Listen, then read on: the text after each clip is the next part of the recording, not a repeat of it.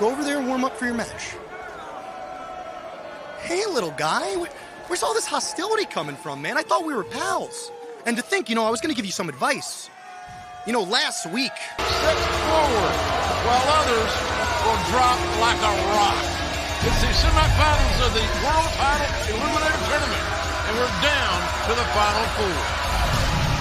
Your opening contest set for one fall with a 20-minute time limit is a semi-final match in the AEW World Title Eliminator Tournament. Introducing first, from Cleveland, Ohio, weighing 267 pounds, Wardlow!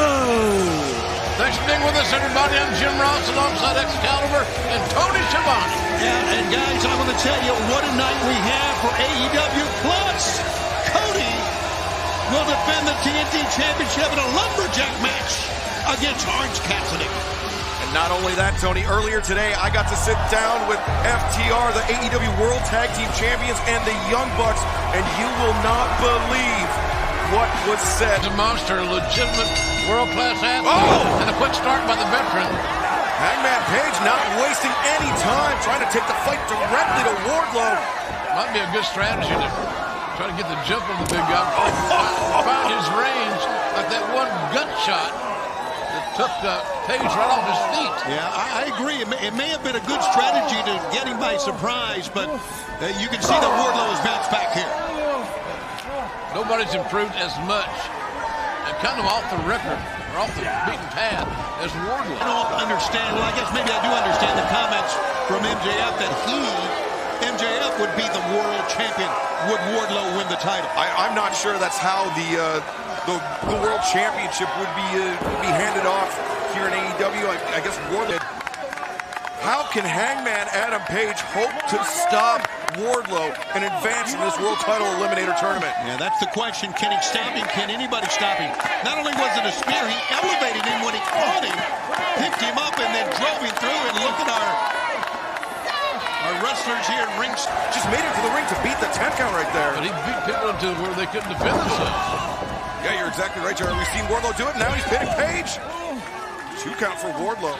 If he can get that pin, Wardlow would win this bout against Hangman Adam Page. And at Full Gear November 7th, it would take on the winner of tonight's other semifinal victory over his brother, Penta El Cerro Miedo. But he was injured in that match. Rey Fenix was forced to forfeit the victory at the behest of Eddie Kingston. Phoenix ultimately relented. He gave up the spot in the World Title Eliminator Tournament, so later on tonight it'll be Omega versus Penta in the semifinal. Can you believe the strength of Wardlow? My God, he is so young, so powerful. And take a look at this, stalking Adam Page, so confident as well. In a short period of time, Wardlow has become one of the power forces here in AEW. And look at Hangman Adam Page trying to fight back. But Wardlow with that big shoulder block in the corner, Excalibur, he is just way too strong right now. Wardlow, gut-wrench power bomb, just plants Hangman Page. Wardlow covers, 1, 2, no. He can't get frustrated, can Wardlow. I tell you that, Excalibur. He's talented, he's strong, but there's a lot of perseverance, a lot of determination here in Hangman Adam Page, trying to get to finals effectively. Right. So they better watch themselves here. Hangman Page. Look at this! Arihara moonsault takes out Wardlow on the floor. At what price? One might ask. Yeah, that's right. Well, you know, guys, look at that, JR. You're right. At what price? We'll find out subsequently, but you just don't go through a move like that on either side and come out unscathed. You got to do more than that to keep you down. Is he going to do for the buckshot lariat here? Yes, he is. Buckshot. Oh, avoided by Wardlow. Oh, God, he took his head off. Thunderous clothesline covers. No. Plus his near fall, JR, to the match. Yeah, that was a dandy right there, and Wardlow's got it all back with power. He came with his power, and that's what brought him to the dance. No reason to change partners now. Sends Hangman for a ride. Yeah, but look at him holding on to his back. And Hangman. That was smart. Yeah. Boy, that was smart. Escaping, putting distance between himself and Wardlow. And frustration becomes the enemy of an inexperienced guy. Yeah. And Wardlow's new in the business. He's not been around that long in wrestling terms. So here's another look. Look at the F10. Look at the strength. He just hoisted. And look how quickly Hangman just rolled right out of the ring. Pace knew he was in trouble. He had to create some distance. That was one way of doing it. But it frustrates a younger guy like Wardlow, who now is doing, of all things, going back up to the top. So is Wardlow in desperation here? Could that be a term we could use? Oh my God. He's hoisting Hangman up. But Hangman firing down with those elbows to the side of Wardlow's head. Hitting him right in the temple was Page. I don't know if he was setting him up for a top rope Death Valley driver or not. It looked like. But you never know. And hey, both men are teetering here. This is very dangerous territory. It's no man's land, I can promise you. There you go, Page trying to fight him off. They're just fighting on the top rope. Hangman. Something bad's going to happen. Yeah. Hangman tossing Wardlow across the ring. A shot lariat just dropped Wardlow to a single knee. That just doesn't happen. He will do it again. Number 2. He decked him. Yes. Wow. Adam Page Advancing in the tournament, Hangman Adam Page is a finalist. Lariat was his ace in the hole. It took 2 of them, but finally he was able to put Wardlow's lights out and secure his spot in the finals, where he will face either Penta El Zero Miedo or Kenny Omega. Hangman, a well-deserved happy beer as he punched his ticket to the finals. Best beer in the world, free and cold. One half of the AEW For the TNT Championship tonight, Cody will defend against Orange Cassidy. And to even the odds, both men will have friends at ringside in that lumberjack match tonight. And also, I'll be part of the Inner Circle Town Hall when they decide should MJ... All year I've defended the AEW World Championship with everything I have to grow and cultivate and foster this championship to make it the #1 prize in the sport. And up until now, it's been all business, but November 7th isn't about the #1, 2, 3 contender. No, this one is personal. This is just for me. I'm not gonna be defending the AEW. And all he's about to accomplish after he defeats one of the greatest stars here and all. I'm tired of talking. I want to fight, but your world champion, the guy decides to go sit at home. Get out of the ring. I don't care if they tell you to get in here. Get out of the ring, dog. Don't step in my world, huh? Don't step in my world. You never trained to be here. I don't like that. But since your world champion's not here because he's a coward, I said it. I'm gonna take out a man who tried to steal my thunder in the Casino Battle Royal when he was the Joker. Ladies and gentlemen, that's Matt Sydal. But also, as you guys should know and should remember, but was injured in that matchup and was forced to forfeit his spot in the semifinals to his brother. So that is what led to Penta versus Omega tonight in our main event. And Eddie Kingston was behind, telling him he had to forfeit to each brother. So you're saying, Excalibur, Eddie Kingston in his personal life. Stay with us right here. Picture in picture.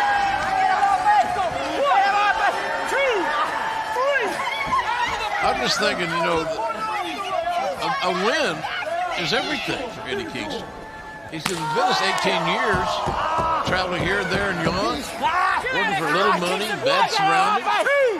It's hard to predict if you take a look at what the interviews that we have heard, not only this week, but especially a week ago here on Dynamite, who is more focused, who the world title would mean more to, and I think it would mean equally as much to either man. Well, Eddie Kingston is fighting with a chip on his shoulder. He believes that John Moxley, in Kingston's words, sold out, that he left all of us behind, all of us, meaning independent wrestlers. So you have to remember, the first time Matt Sydal and Eddie Kingston met in a match, I believe was in about 2006, in a small high school gym in Midlothian, Indiana. Wow. And so to have that much history between not only Sydal and Kingston, but Moxley and Kingston,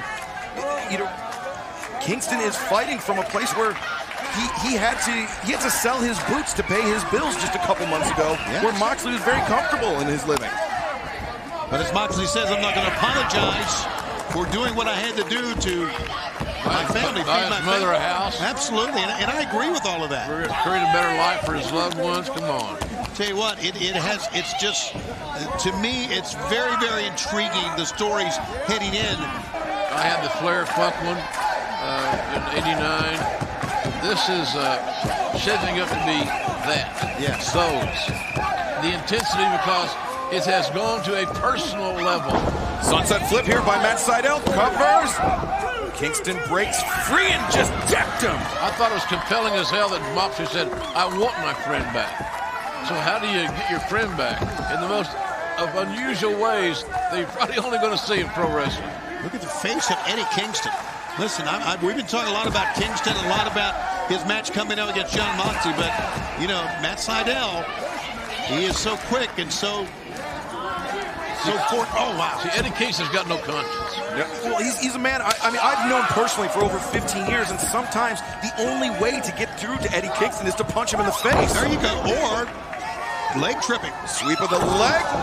That standing Mariposa there by Matt Sydal, putting all his body weight down on the chest and lungs of Eddie Kingston. Now, Matt needs to follow up on something here.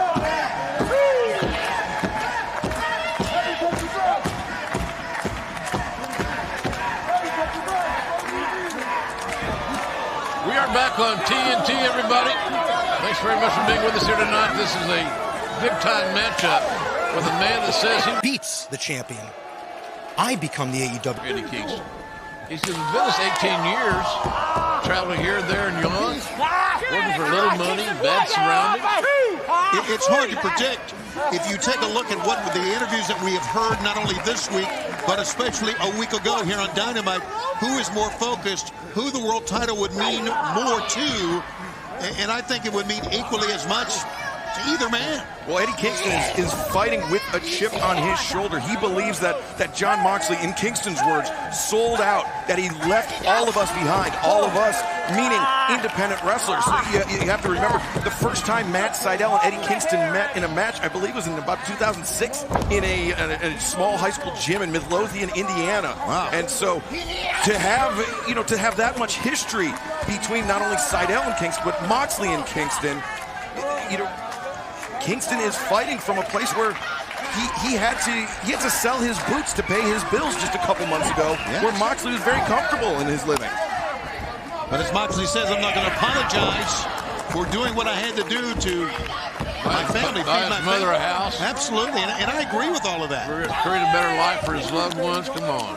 Tell you what, it's just, to me, it's very, very intriguing, the stories heading in to this World Title I Quit match coming up on November 7th. It really, really is. Well, you know, Tony, you talked about the Magnum and Tully. Yeah. Amazing. I had the Flair fuck one in '89. This is shaping up to be that. Yes. Those.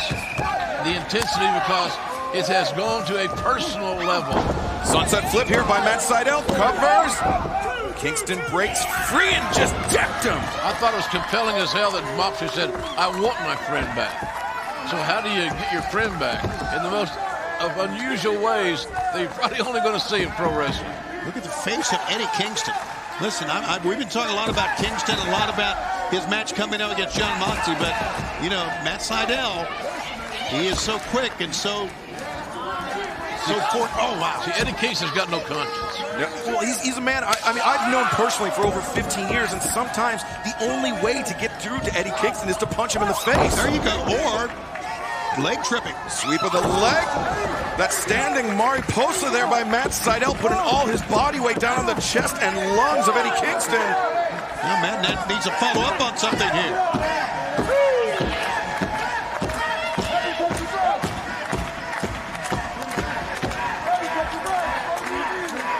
The ring gets rolled up by Matt Sydal. Sydal goes behind, looking for the crucifix. Rolls him up again. 1, 2. Oh, Eddie just barely escaped from that.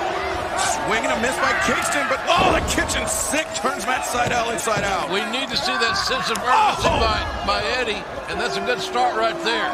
That spinning back fist, that Hurricane. Kingston, that's how he put the lights out of Jon Moxley. And he just decked Matt Sydal with that one. And now using Moxley's own Bulldog choke. That's right. That's what Moxley used to beat Eddie Kingston. Knock him out. Choke him out. Matt is tapping. And Eddie's not letting go. Look at Sydal's chest. His body's already starting to bruise. Look, he's from the blowing up. beating he took. And Sydal's losing consciousness right now. Kingston is trying to put him out as... It's not funny anymore. No, it is not. Say I quit, Moxley.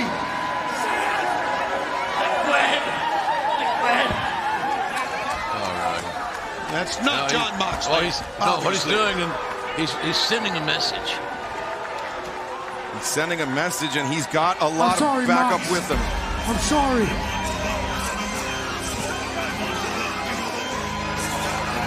That is a very complex and unique man. Boy, complex, the right word, JR. And there he's got members of his family, Butcher Blade Bunny, all with him. Look at the eyes of him. It's almost like a blank stare, like he's somewhere else. Do the ends justify the means? Will Eddie Kingston lead Full Gear on November 7th as AEW World Champion? Earlier today, I had a chance to sit down with the two best tag teams in the world, FTR and the Young Bucks. And as Jim Ross would say, it was a very compelling piece of business. I'm here with the AEW World Tag Team Champions, FTR, in a separate location and in person with the challengers for the World Tag Team titles at Full Gear, the Young Bucks. Matt, I think the question that's on everybody's mind is, how's your ankle? Doc Sampson says it's a severe sprain, tubular contusion. My ankle's fine. Okay, my ankle's fine. He's hurt. This match has been brewing for years now. You think that a little baby injury like this is going to keep me out of Full Gear? You can carry me to the ring. I'll hop on one leg. I'll be at Full Gear. Yes, I'll be at Full Gear. Yes. Well, Matt, you said it right there, and that leads me to my next question. FTR, years. Yeah. And yeah, we know you have. That's why you have a job. Yeah, you get your paychecks. Your buddies. what I was going to say was that I've known you guys for a number of years, and that this type of behavior, there's been some buzz in the locker room that what happened to Matt last week was comeuppance for... Comeuppance. You know, Nick and I like to think of ourselves as regular good people, and sometimes good people do bad things. Do we regret the things that we've been doing lately, the last several weeks? People say this is out of character, Young Bucks, and while we're not proud of what exactly has gone down lately, I can't say that I do regret it, because for the last year we've been suffering, and we've realized that there's been something missing, some type of spark, some type of edge, and we just couldn't quite get our finger on it, Excalibur. And in the moment these pricks right here started screwing with our livelihood and manipulating our friends, it was like, boom, something changed within me and something changed within my brother, and it started clicking again. That killer instinct, the old Young Bucks is back, and will this be the cause of their own undoing? Maybe. I don't know. I don't know if I even like it. Excalibur, you know the story. You were there for a lot of those nights. Our backs were against the wall, and we had nothing to lose. And we always came through because we bet on ourselves. And that's why at Full Gear, we're putting it all on the line. If we don't successfully win the AEW Tag Team titles, we will never, ever challenge for the titles ever again. Wow, well, really? So this dream match, this world title match at Full Gear, the stakes have somehow gotten higher.